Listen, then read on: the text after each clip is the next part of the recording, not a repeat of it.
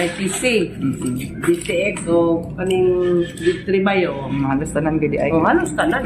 Ma'am, sa wala pa ka nakapalit ang mga produkto, ma'am, unsa pwede mo gipangbati di ay? Murag nagaan, may mong panglihok-lihok. Sa wala pa ka nagamit ang mga product, unsa man imong Na luya gibati? ko eh. Luya. So sa paggamit mo ana, unsa naman imong ma-feel karon? Murag normal akong gibati. Feeling gaana gid gyud akong Bata na una kung ka. lawas gaana ba. Sa man mo may tambag sa mga wala pa nakagamit aning mga produkto sa Klinika de Alternativo Medicina and Wellness Center. Kamo kung makagamit mo aning produkto ha, gaan inyong pamati, gaan yung panglihok-lihok. Tama. D3 Bio. Ang D3 nga may VCO. Ang VCO nga may D3. Mapalit sa mga butika. Ako si Irma Harjo, 62 years old, taga Purok Uno, Barangay 20. Sa imong gibati sa wala pa ka naging ko tungod sa akong lung cancer. So, chemo na ko, idangog ko sa alternative medicine. Para sa Diyos, wala nagig ko yung mga nagluya. Hindi pa rin uban sa kung mga kaugang pasyente nga nagluya. Gyud, wala ko para sa Diyos, hantod karon bakit ko yung naluya. Unsa nga mga produkto ni sir? Kaning nagabunta, gitagaan ko doktor o ITC, dayon Ditribayo, dayon pagkagabi katong DTX 500. So gikan sa mong pagkimo karon wala na back to zero tanan. Para sa Diyos, sige gapon ko chemo. Sige gyud pong kimo Oh, gani nakaroon gikan kong gilaboratory kay Pichados, ang chemo naman sa ko. Kawalo na ko. Sa una, primerong chemo, aksyon gi ko, kuan ba kay naupaw ko. Karon ikawalo na kong chemo ko sa Dios na ano ko'y buhok. Wow, congratulations. Salamat kayo. Okay. Mighty C. Ang alkaline nga vitamin C. Mapalit sa mga butika. Mighty C. Sa umaga pagmulat ng mata, isang tasa ng kape para guminhawa. DTX Coffee Mix ang sagot ko pare, nakapagkape ka na patok pa. Sa bawat ligo, feel mo detox ka na. Cleanse ang katawan habang nalalasahan mo siya. Pambatising lang di lang basta-basta. Nakapagkape ka na, ang buhay mo guminhawa. Nakapagkape ka na, nakapag-detox ka pa. Sa bawat ligo, ramdam mo ang saya. DTX Coffee Mix talagang kakaiba. Pampatanggal ng pagod, pag-express sa umaga. DTX Coffee Mix. Mabibili sa mga butika. iCare Gold. iCare Gold. iCare Gold. Ang iCare Capsule na mas pinalakas at mas bina-enhance. Ang kapsula na sadyang ginawa para sa mata. Nagtataglay ng superior antioxidants para sa mata gaya ng lutein, vitamin A, vitamin C, zinc at pinalakas ng Bellberry Berry Extract. iCare Gold. iCare Gold. iCare Gold. Ang superior antioxidants eye formula. Basta't problema sa mata, iCare Gold ang subok na. iCare Gold. Mambibili sa mga butika.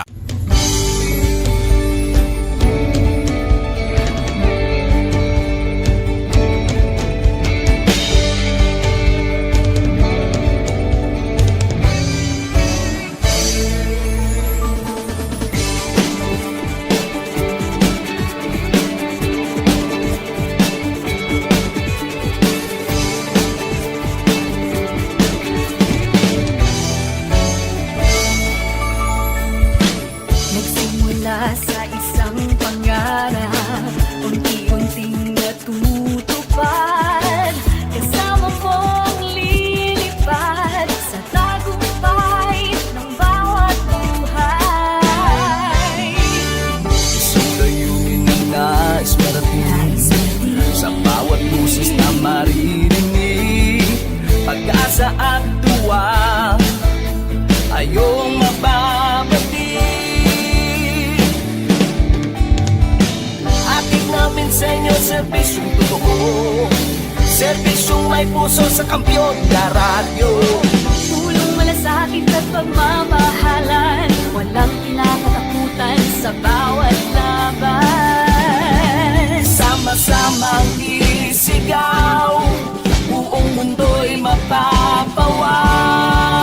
Wow! Ay, Ito ang K5 News FM.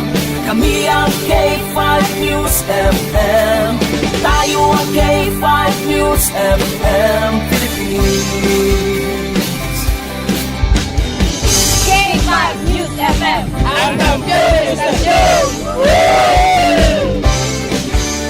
Luzon, Visayas, Mindanao, everybody says wow!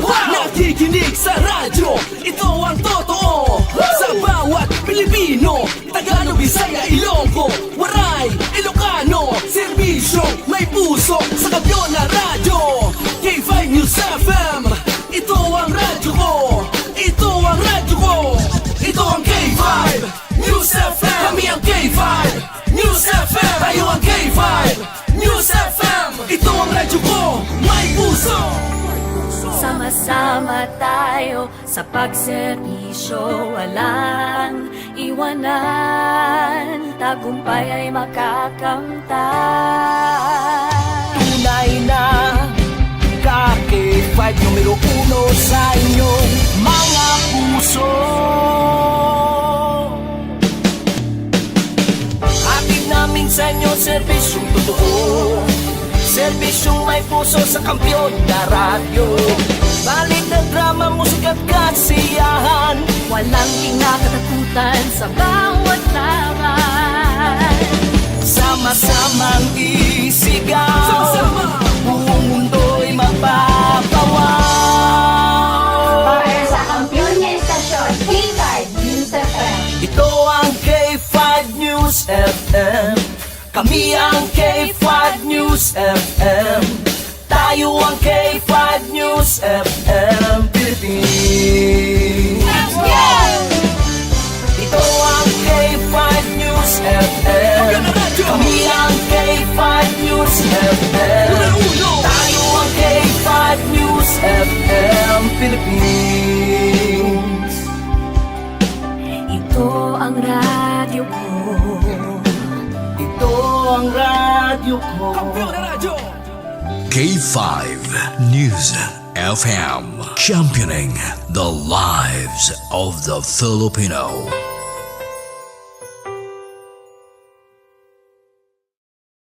We're in the world via Facebook Live at live streaming 94.5 K5 News FM Calripo 100.9 K5 News FM Rojas City 88.7 K5 News FM Iloilo City 103.9 K5 News FM Bacolod City 97.7 K5 News FM Dumaguete City 103.1 K5 News FM Tacloban 107.1 K5 News FM Olongapo City. Ito ang himpilan na kampiyon sa balita, kampiyon sa musika, kampiyon sa drama, kampiyon sa komentaryo, at kampiyon sa serbisyo publiko.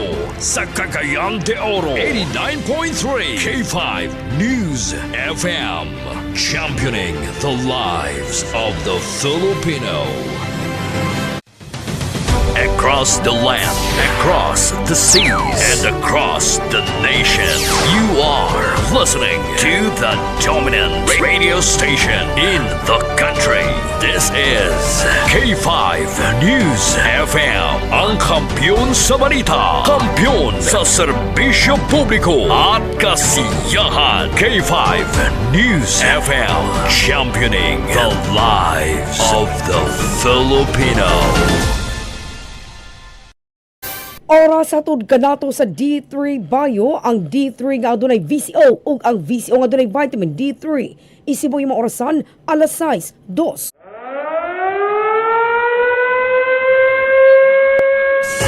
Live mula sa bulwagang balita ng K5 News FM. K5 News FM. Narito na ang mga nagbabagang mga balitang lokal sa iba't ibang bahagi ng bansa. Balita sa international, palakasan, entertainment at balitang negosyo sa DTX 500 Morning Newscast. O karon sa uluhan sa mga balita. Headlines. Sa balitang lokal driver sa rela nga dili motarong og sukli, mahimong ireklamo. Headlines. Araw ng kugon sa ulugon karong adlaw. Headlines. Pipila ka business establishment sa Cagayan de Oro, hinay-hinay ng gipulihan ang ilang analog nga timbangan. Headlines. Samtang hot pursuit operation padayong gilunsad sa kapulisan, human gipang luba ang mag-igsuon sa Kauswagan, Cagayan de Oro City. Headlines. Sa balitang regional, milyones nga kantidad sa illegal nga droga nasakmit gikan sa usa ka babae sa Bacong Negros Oriental. Dugang balitang regional, Antique Transport Cooperative legal na nga makabiyay sa tibuok Western Visayas. Sa balitang national, AFP magpabiling non-partisan ato sa impeachment trial ni VP Sara Duterte. Dugang balitang national, Palasyo gihatod ang desisyon sa Sandigan Bayan sa pagpagawas og warrant of arrest batok ang Senator Rodante Marcoleta. Sa balitang international, patay sa kusog nga mga linog sa Venezuela, misaka na sa 3,342. Sa balitang sports, PSC nagplano sa pagtukod sa unang sports university sa Pilipinas. Sa balitang showbiz, Bimbi Aquino plano ilunar sa simbahan ang unang sweldo niya sa Itbulaga. Sa balitang kakaiba, lungon, gihimong warning sign isip pahinumdom sa motorista batok disgrasya. Mga ka-K5, adlaw karong nga Martes sa Hulyo 7 tuig 2026. Inyong mabati ang live broadcast sa K5 News FM Cagayan de Oro. Pinaagi sa dial sa inyong mga radio sa 89.3 FM. Mabati usab all over the world. Pinaagi sa atong official Facebook page nga K5 News FM CDO Digital 89.3. Ako si K5K Buscaino. Og karon sa detalis mga balita hatod kanato sa D3 Bio, the superfood supplement. Balitang lokal. Mahimong ireklamo sa RTA ang operator o driver sa rela nga dili motarong og sukli sa mga pasahero. Matud pa ni RTA spokesperson James Andrade, mahimong muduol ang mga pasahero sa ilang buhatan aron magpasakag reklamo batok sa driver nga wala mo kun mutuman sa opisyal nga taripa. Dugang pa ni Andrade, ipatawag nila ang operator driver aron mangayog katin-awan sa rason nga wala patuman ang plitihan. Atong paminawon si Andrade. Actually, simple lang kayo, sir, no? Pwede nila ireklamo mismo ang operator kay sa tanan na motorela sa kilid ani nga bahin na ay naka-indicate dito nga ngalan sa operator or slash driver na siya. So, simple lang kayo kung gani na ay unfairness nga makita or masilatian ato ang mga pasahero, pwede nila isumbong sa tuwang buhatan o katong ipatawag ang operator mismo, no? At least na atong mapatawag ang atensyon ini o ang driver niya nganong wala siya nisulod sa taripa. Samtang sa ulugon ang ika-21 katuig nga araw ng kugon karong Hulyo 7. Matod ni Merishan Bulig, SEPDA Assistant Department Manager's Operation nga nagkadiyang kalihukan ang nakahanay sugod karong adlaw. Atong paminaw si Mulig. Araw ng Pugon karong July 7 and 8. So na ay pasiyugda sa atong kusemba nga basketball og napas sila mga activities. So naay mga programa dinhi magsugod sa July 7 na ay alas 6 assembly time sa Yakapin, then pagka alas 7 parade, then kay alas 9 sumba, dayon alas 10 nay mass, dayon after sa mass mo na din ang program na dayon. Then alauna kung di ko masayop, alauna magsugod ang atong dula dayon. Alauna magsugod ang basketball ug uban pa dayon nga unsa ilang mga gihanay aning activity. Samtang pipila ka business establishment sa Cagayan de Oro hinay-hinay ng gipulihan ang ilang analog nga timbangan. Sa detalye, K5 Justoni Pagulong, K5 mo. Hinay-hinay nang gipulihan sa pipila ka mga business establishments sa Cagayan de Oro ang ilang ginagamit nga analog nga timbangan ngadto na sa digital nga timbangan isip pagpangandam sa ipatuman nga ordinansa sa syudad. Kinihuman nga maaprubahan sa konseyo ang ilang ordinansa nga nagmandato sa paggamit sa digital nga timbangan sa mga business establishment aron masiguro ang tukmang pagtimbang sa mga baligya. Matud pa sa payag ni Councilor Christopher George Cooking, chairman sa Committee on Trade and Commerce, paningkamutan nga mapatuman ang mga ordinansa sugod sa umabot bulan sa Oktubre aron epektibo na kini sa panahon sa bare months diin kasagaran mosaka ang ginaganon sa mga mamalitay. Tumong sa ordinansa nga mapanalipdan ang mga konsumidor batok sa dili tukmang pagtimbang ug mas siguro ang patas ug hapsay nga pagdumala sa negosyo sa syudad. Samtang nagpaabot sa ingpit nga implementasyon sa ordinansa, pipila na ka mga negosyante ang nagsugod sa pag-ilis sa ilang mga timbangan isip pagsunod sa bag-ong polisiya sa lokal nga gamhanan sa Cagayan de Oro. Kini si K5, Gesto ni Pagulong para sa Kampiyon na Balita, Serbisyo Publiko o Kalingawan sa Cagayan de Oro. 89.3 K5 News FM. Hot pursuit operation padayong gilunsad sa kapulisan human gipangluba ang managsuon sa barangay Kauswagan sa detalye K5 Rekim Sulita K5 mo. Kapulisan sa siyudad Cagayan de Oro padayon sa paglusad sa hot pursuit operation patok sa suspek nga nangluba sa duha ka magsuon aron kini mahatagan og hustisya ang pamilya. Pagod sa maghamong trabaho? Mag-relax. Mag-DTX. DTX Liniment Oil. Padayon sa paglusad sa hot pursuit operation ang kapulisan aron nga madakpan ang suspek sa pagpangluba sa Zone 5, Science Extension, Barangay Kauswagan, Cagayan de Oro City sa duha ka managsuon kung asa o sa ang patay o sa ang kritikal. Ang kahimtang human gidunggab ang namatay giila sa pagalan nga si Jiser Lumbab, 30 anyos, samtang ang iyang igsuon nga si Julmar nga Samaron nga naa karon sa balay Tambalanan nagpaalim. Matod pa sa investigasyon nga nag-inom sila og kalit lang nga wala magkasinabot kauban ang suspek nga may resulta sa pagpangluba og karong panahona gawas noon pa ang suspetsado. Samtang hustisya ang gisinggit sa pamilya og naghangyo sila sa kapulisan nga unta dali rang madakpan ang nagpatay. Sa pagkakaron, gidala na usab ang patayng lawas sa biktima paingon sa Kibawi, Bukidnon alang sa pagpahiluna. Ako si K5 Rekem Pamisa Sulita para sa Kampiyon sa Balita, Serbisyo Publiko Kalingawan sa Cagayan de Oro, K5 News FM.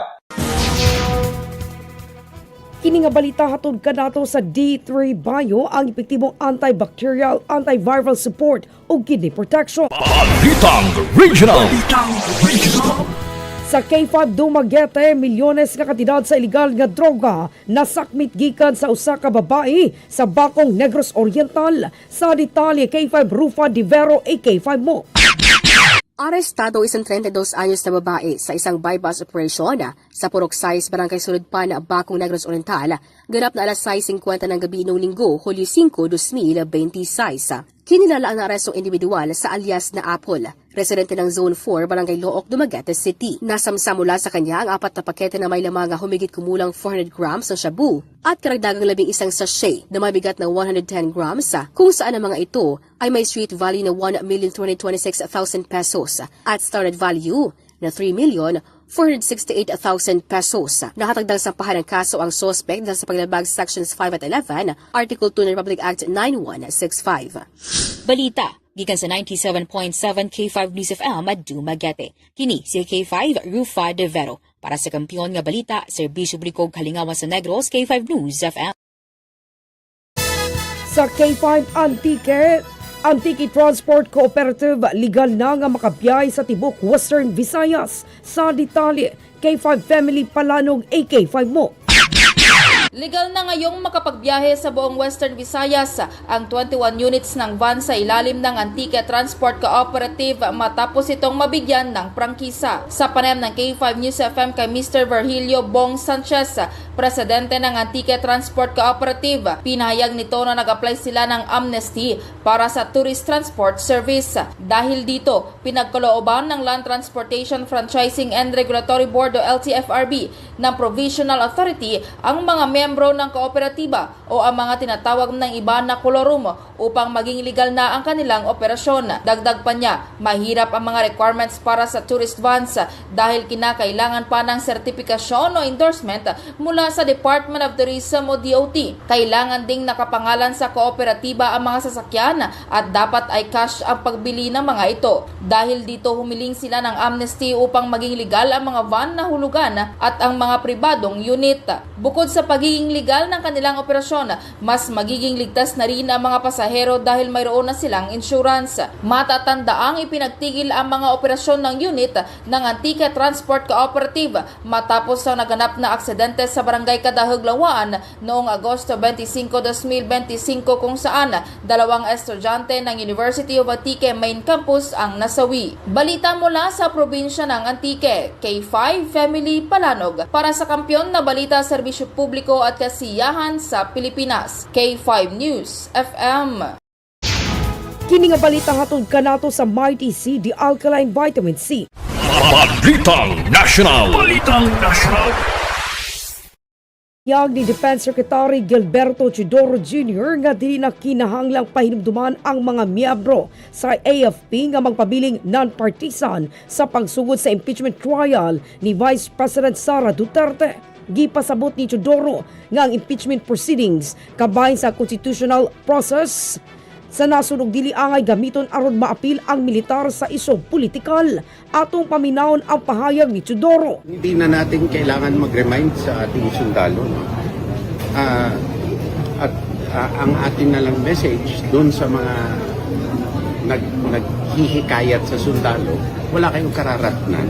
Alam na ng ating kasundaluhan ang kanilang constitutional duty. Hindi na kami nagpapaalala dahil part na ng psyche nila yan eh.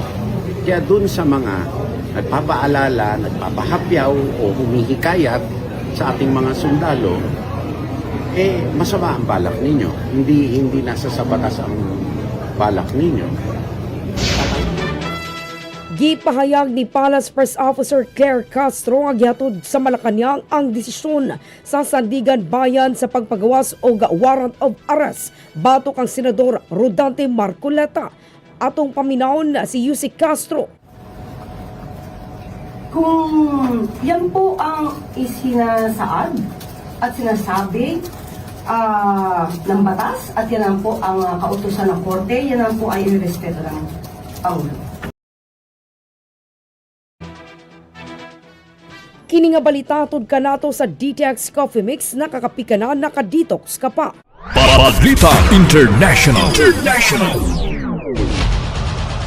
Misaka na sa 3,342 ang ihap sa mga nangamatay sa Venezuela human ang duha ka kusog nga linog niadtong Hunyo 24. Matod sa Venezuelan Information Ministry, kapig 16,000 ang samdan ug kapig 17,000 residente ang nawad-an og Pinoy-anan. Ang maong kalamidad nagsugod sa magnitude 7.2 nga linog nga gisundan sa 7.5 nga linog hinungdan sa dakong damyo sa mga building ug infrastruktura.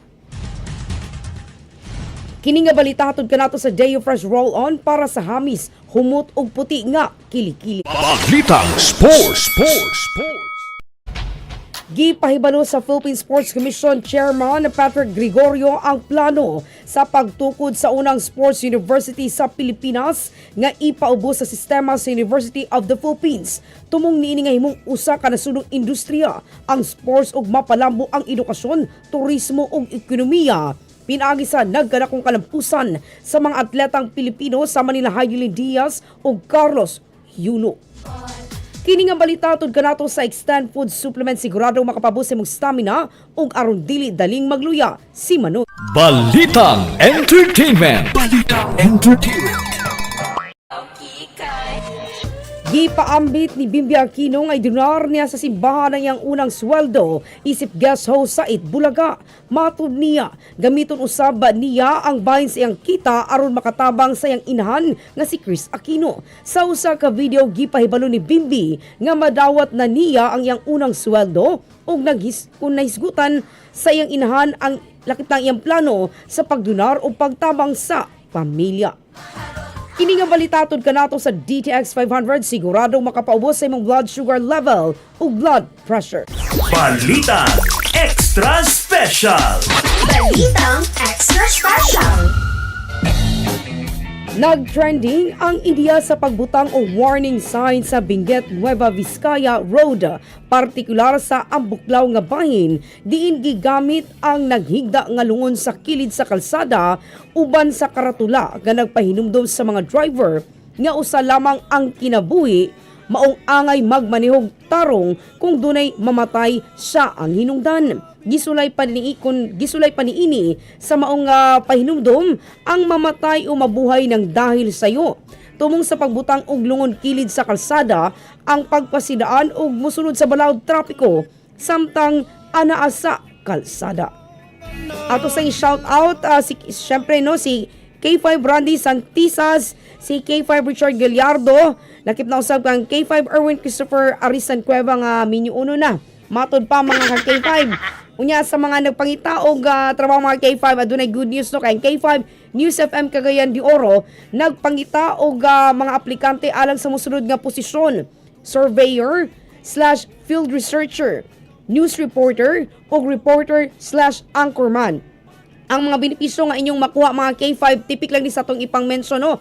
Ang statutory benefits, 13-month pay, Thanksgiving bonus, gikan kang CEO Doc Ramiloy, overtime pay, special birthday cash gift, ug uban pa mga K5 busayo na kamo paglangan, isumiti na ang inyong application letter ug resume sa careers.k5newsfm@gmail.com. Akong baliko no, careers.k5newsfm@gmail.com. Pwede po mo mag-walk-in no, sa GV Hotel. Ipasa lang inyong application letter o resume mga ka-K5. O gato po rin i-shout out ang atong mga security guard nga ka nagtrabaho pagyapon hangtod karong oras labi na tong sugod pa kagabi og nabuntagan kay nagulat-ulat pa sa reliever kumbati lang kanunay sa ato po mga drivers diha nga sayo pa lang sa kabutagon na masahero na ang ato mga vendors sa Kugon Public Market, lakip na usab sa kining Carmen Public Market, sa Puerto o sa Bulwa Public Market o ang ato po dayong mga tricycle driver diyan no, sa Barangay 17, ilabi na sa Ampusta Vulcanizing Shop o lakip na usab ang kining auto bike link diapon sa Barangay 17.